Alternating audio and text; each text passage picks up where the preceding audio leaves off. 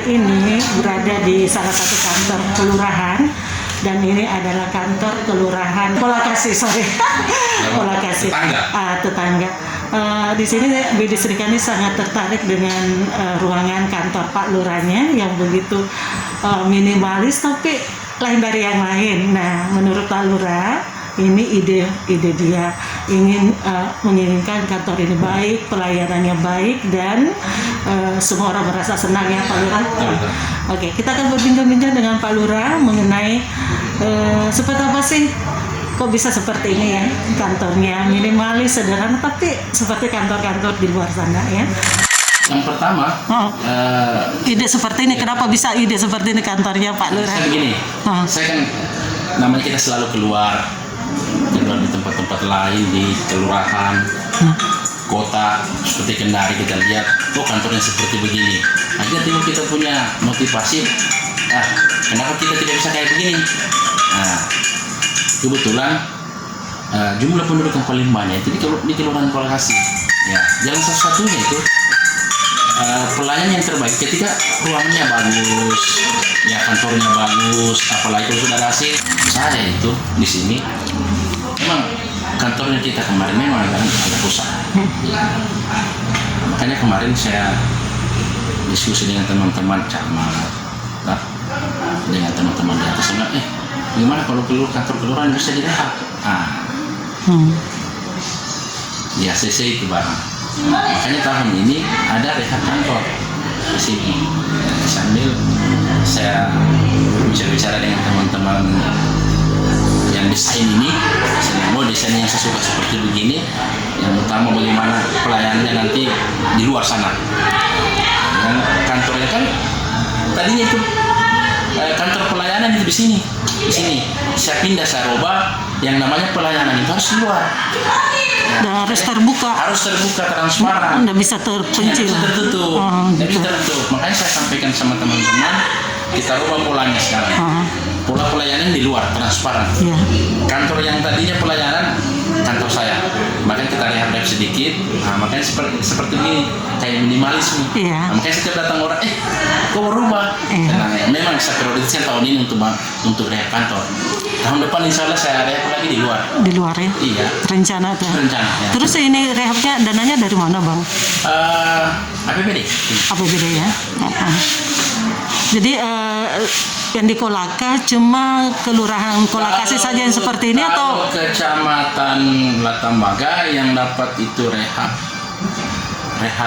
yang seperti kayak gini saya. Cuma sendiri. Kelurahan Kolakasi. Khusus Latambaga ini. Dari 7 kelurahan. Tapi kalau kelurahan lain? Kelurahan lain sudah ada seperti ini? Tidak ada. Ya, khusus tahun ini Kolakasi yang ada. Cuma Kolakasi. Ya, oke, jadi tujuannya semua pelayanan harus transparan. Ya. Tujuannya itu pelayanan harus transparan. Ya. Oke. Berapa stafnya Pak Lurah di sini? Stafnya lengkap. Kalau khusus organik, PNS-nya semua lengkap. Ya, mulai dari lurah, seklur, kasih pemerintahan dan terantip, kasih pembangunan dan kasih kesra. Oke. Jam pelayanannya jam berapa Pak Lurah? Untuk seperti biasa. Jam 7.30. Ya, semua itu sama semua itu. Tidak boleh ada bolong-bolong. Tidak boleh ada bolong. Makanya sistem piket. Jadi yang piket hari Senin tanggung jawabnya dia yang piket. Gitu ya. Yang lainnya menyesuaikan. Mau datang jam 9, mau datang jam 8 terserah. Yang intinya tidak boleh kosong ya. Tidak boleh kosong.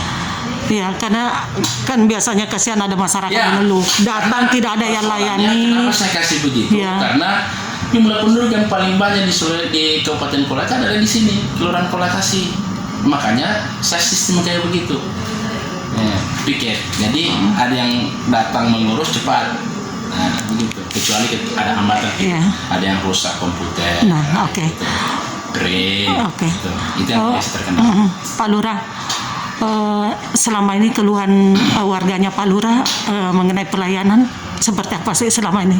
Selama saya sudah 1 tahun 3 bulan terkait masalah pelayanan, alhamdulillah tidak ada kendala. Semuanya lancar. Makanya saya di sini selalu standby. Saya di sini. Makanya saya itu selalu datang awal pagi saya datang. Kenapa begitu? Karena masyarakat itu membutuhkan kita ini. Selalunya cari Pak Lurah mana, Pak Lurah mana. Makanya saya selalu ada tempat waktu. So, di kantornya Pak Lurah kegiatan apa saja Pak Lurah dalam 1 minggu itu? Kegiatannya kita di sini, saya selalu begini. Dalam 1 bulan itu minimal kita ada kegiatan 3 kali. Seperti? Seperti kita kerja bakti. Ada warga yang terkendala terkait masalah bantuan, kita turun di lapangan, kita lihat keluhannya apa itu. Dan yang banyak kita sini memang itu ya, masalah kerja bakti, kebersihan lingkungan. Nah itu dalam 1 bulan itu minimal kita harus turun 2 sampai 3 kali. Nah ketika ada masalah di warganya Pak Lurah, apa yang Pak Lurah lakukan ketika itu? Apakah dia sakit atau tiba-tiba ada kecelakaan atau gimana? Seperti apa tindakan Pak Lurah? Kami di sini ada yang namanya Gemari, itu kesehatan itu. Gitu ya? Gemari itu semua orang kesehatan. Ketika bermasalah masalah kesehatan, semua kita turun. Mulai dari kelurahannya, lurah, babinkan Tipmas, babinsa, semua kita sama turun. Bukan hanya itu, masalah apa saja yang penting yang ada saat apapun yang ada di Kelurahan Pola Kasih, bukan cuma lurah yang turun, semua kita turun. Elemen yang lain, mulai dari RT-nya, RW-nya, sampai tenaga kesehatan turun kita. Walaupun di luar sana masih ada yang sedikit, kan tidak bisa kita jangkau semua yang karena kita ini banyak nih kita ini. Makanya saya sampaikan sama RT-nya, kalau ada yang kayak begitu lo disampaikan sama kita. Kita mau akomodir semua berarti agak-agak bisa, tapi agak-agak lambat. Begitu. Warga Pak Lurah di sini berapa? Saya punya warga di sini di kelurahan. Kalau khusus kelurahan sekitar kurang lebih hampir 12.000, mulai dari usia dini sampai usia lanjut. Ya. Kalau untuk pemilih sekitar 6.000-an. 6.000-an. Ya, gitu. Pemerintah hadir itu karena ada masyarakatnya, kan begitu. Kalau masyarakatnya ada yang seperti mau Pak Lurah mana, saya harus ada di situ. Ya, artinya kerjasamanya ini antara masyarakat dengan pemerintah. Maka selalu saya sampaikan di tempat-tempat, saya minta ini kerjasamanya supaya jalan pemerintahannya kita ini bagus. Karena saya itu kalau kerja, maka saya bilang tadi dalam 1 bulan itu kita 2 sampai 3 kali turun di lapangan. Saya sampaikan sama RT saya, sama RW saya, kalau kita turun harus ada masyarakat. Artinya kita kolaborasi yang bagus. Apa Bapak lihat Pak Lurah di sini? Seperti apa orangnya Bapak? Baik. Pernah nggak kejam-kejam sama Bapak kalau ngurus enggak? Oh gitu ya? Selama ini tidak pernah. Oh ya. Selama pergantian Pak Lurah, yang mana yang mungkin lebih menyatu di hati Bapak? Pak Lurah sangat mengayomi masyarakat. Pernah nggak datang di sini terus dicuek atau di mana? Alhamdulillah tidak pernah. Tidak pernah. Ya mudah-mudahan sampai ke depannya. Oke, jadi tetap Pak Lurah. Iya tetap.